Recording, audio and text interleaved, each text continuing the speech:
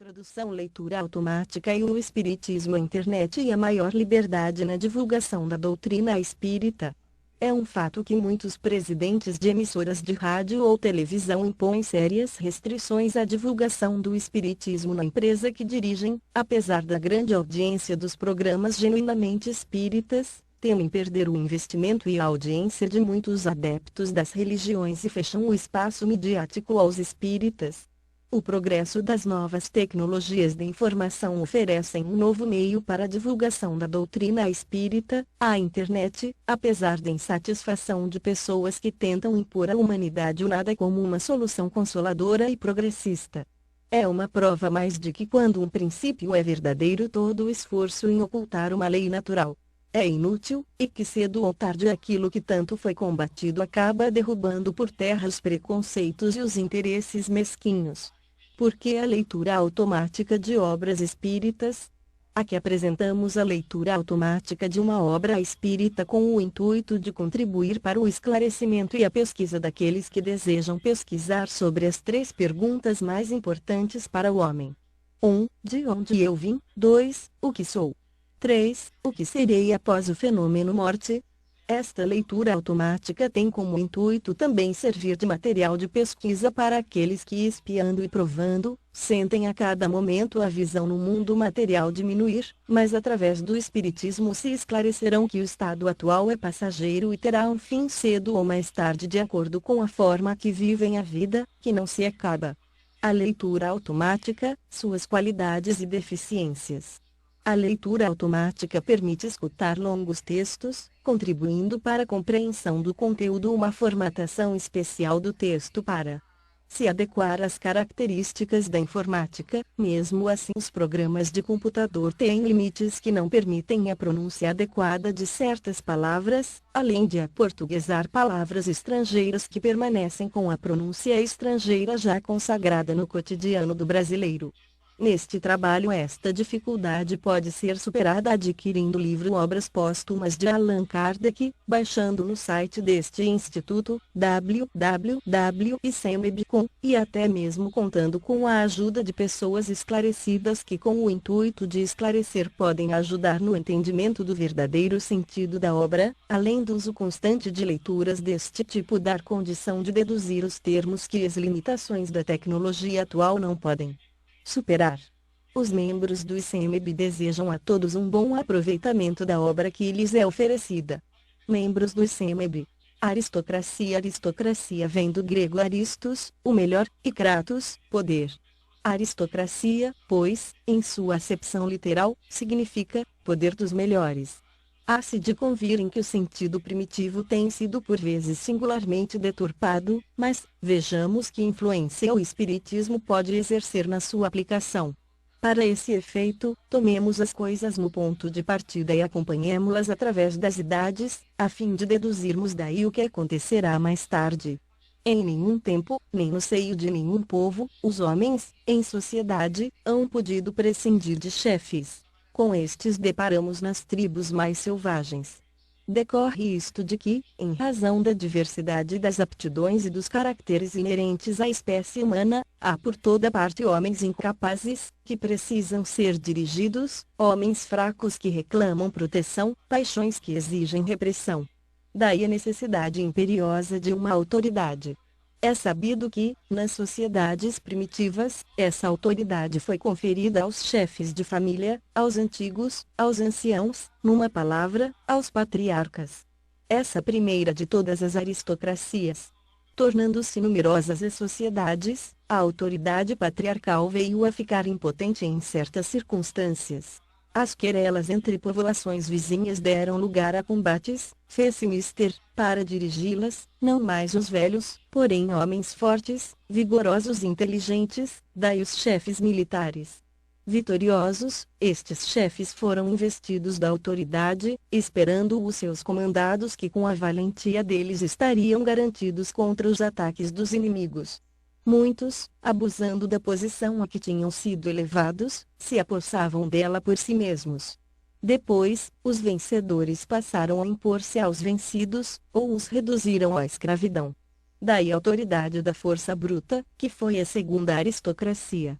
Os fortes, com os bens que possuíam, transmitiriam muito naturalmente a seus filhos a autoridade de que desfrutavam, e os fracos, nada ousando dizer, se habituaram pouco a pouco a ter esses filhos por herdeiros dos direitos que os pais haviam conquistado e a considerá-los seus superiores. Veio assim a divisão da sociedade em duas classes, a dos superiores e a dos inferiores, a dos que mandam e a dos que obedecem. Estabeleceu-se de tal modo a aristocracia do nascimento, que tão poderosa e preponderante se tornou, quanto a da força, visto o que, se não tinha por si a força, como nos primeiros tempos, em que importava fizesse cada um o sacrifício da sua pessoa, dispunha de uma força mercenária. Na posse de todo o poder, ela naturalmente se arrogou todos os privilégios. Para a conservação destes, era necessário lhes dessem o prestígio da legalidade, ela então fez leis em seu próprio proveito, o que lhe era fácil, pois que ninguém mais as fazia. Como isto, entretanto, não bastasse, juntou aos privilégios o prestígio do direito divino, para torná-los respeitáveis e invioláveis. A fim de lhes assegurar o respeito das classes submetidas, que cada vez mais numerosas se faziam e mais difíceis de ser contidas, mesmo pela força, um único meio havia, impedi-las de ver claro, isto é, conservá-las na ignorância. Se a classe superior houvesse podido manter a classe inferior sem se ocupar com coisa alguma, tê-la-ia governado facilmente durante ainda longo tempo, mas, como a segunda fosse obrigada a trabalhar para viver, e trabalhar tanto mais quanto mais premida se achava, resultou que a necessidade de encontrar incessantemente novos recursos, de lutar contra uma concorrência invasora, de procurar novos mercados para os produtos, lhe desenvolveu a inteligência e fez com que as próprias causas, de que os da classe superior se serviam para trazê-la sujeita, a esclarecessem. Não se patenteia o dedo da providência? A classe submetida viu com clareza as coisas, viu a fraca consistência que lhe opunham e, sentindo-se forte pelo número, aboliu os privilégios e proclamou a igualdade perante a lei. Este princípio, no seio de alguns povos, marcou o fim do reinado da aristocracia de nascimento, que passou a ser apenas nominal e honorífica, porquanto já não confere direitos legais. Elevou-se então uma nova potência, a do dinheiro, porque com dinheiro se dispõe dos homens e das coisas. Era um sol nascente diante do qual todos se inclinaram, como outrora se curvavam diante de um brasão. O que não se concedia ao título, concedia-se à riqueza e a riqueza teve igualmente seus privilégios. Logo, porém, se aperceberam de que, para conseguir a riqueza, certa dose de inteligência era necessária, não sendo necessária muita para herdá-la, de que os descendentes são quase sempre mais hábeis em a consumir, do que em ganhá-la, de que os próprios meios de enriquecimento nem sempre são irreprocháveis, donde resultou ir o dinheiro perdendo pouco a pouco o seu prestígio moral e tender essa potência a ser substituída por outra, por uma aristocracia mais justa, a da inteligência, diante da qual todos podem curvar-se, sem se envilecerem, porque ela pertence tanto ao pobre quanto ao rico. Será a última. Será a mais alta expressão da humanidade civilizada. Não. A inteligência nem sempre constitui penhor de moralidade. O homem mais inteligente pode fazer péssimo uso de suas faculdades. Do outro lado, a moralidade, isolada, pode, muita vez, ser incapaz. A reunião dessas duas faculdades, inteligência e moralidade, é, pois, necessária criar uma preponderância legítima, a que a massa se submeterá cegamente, porque ele inspirará plena confiança, pelas suas luzes e pela sua justiça. Será essa a última aristocracia, a que se apresentará como consequência, ou, antes, como sinal do advento do reinado do bem na terra. Ela se erguerá muito naturalmente pela força mesma das coisas. Quando os homens de tal categoria forem bastante numerosos para formarem uma maioria imponente, a massa lhes confiará seus interesses.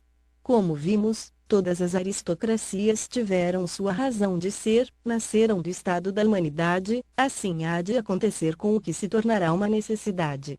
Todas preencheram ou preencherão seu tempo, conforme os países, porque nenhuma teve por base o princípio moral, só este princípio pode constituir uma supremacia durável, porque terá a animá-la sentimentos de justiça e caridade. A essa aristocracia chamaremos aristocracia intelecto-moral. Mas, semelhante estado de coisas será possível com o egoísmo, o orgulho, a cupidez que reinam soberanos na terra. Responderemos terminantemente, sim, não só é possível, como se implantará, por ser inevitável.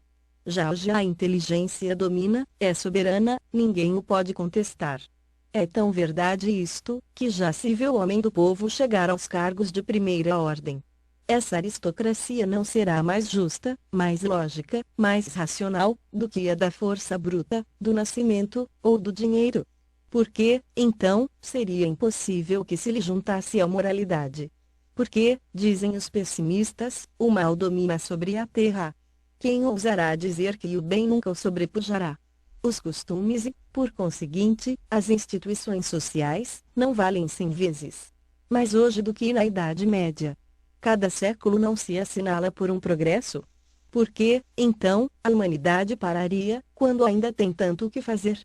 Por instinto natural, os homens procuram o seu bem-estar, se não o acharem completo no reino da inteligência, procurá-lo-ão algures, e onde poderão encontrá-lo, se não no reino da moralidade. Para isso, torna-se preciso que a moralidade sobrepuje numericamente. Não há contestar que muitíssimo se tem que fazer, mas, ainda uma vez, fora tola a pretensão dizer-se que a humanidade chegou ao apogeu, quando é vista avançar continuamente pela senda do progresso. Digamos, antes de tudo, que os bons, na Terra, não são absolutamente tão raros como se julga, os maus são numerosos, é infelizmente verdade, o que, porém, faz pareçam eles ainda mais numerosos é que têm mais audácia e sentem que essa audácia lhes é indispensável ao bom êxito.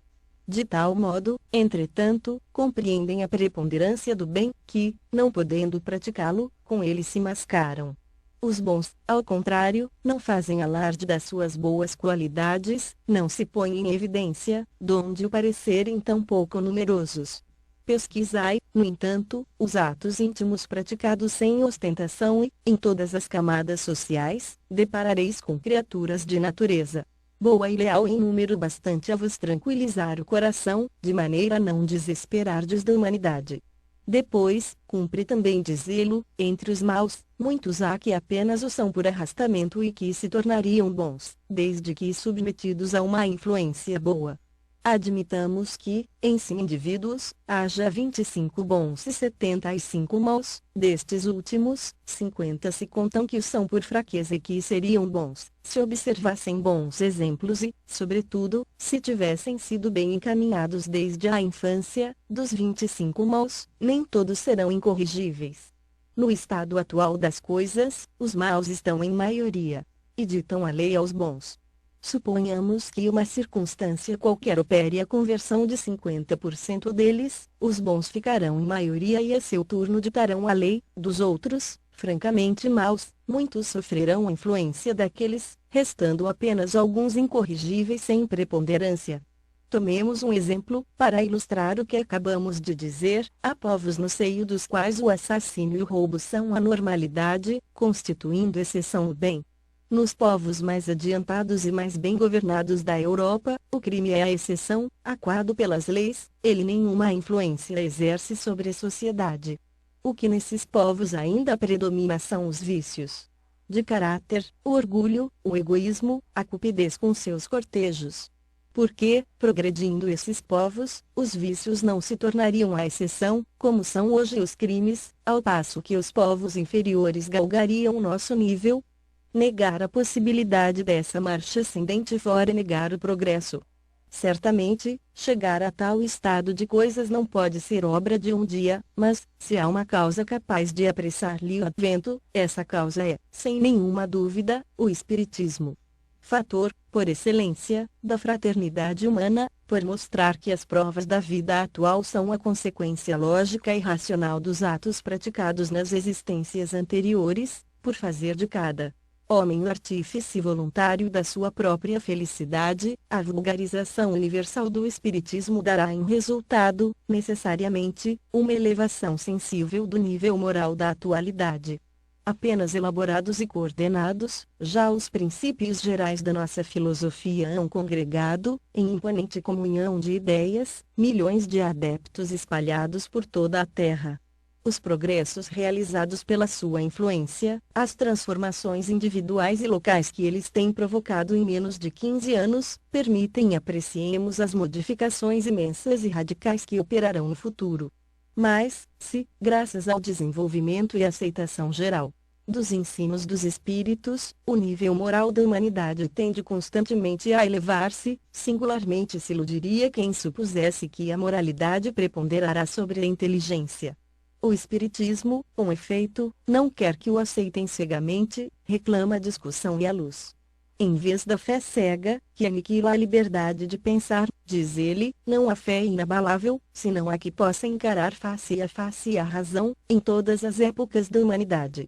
A fé necessita de base e esta base consiste na inteligência perfeita daquilo em que se haja de crer.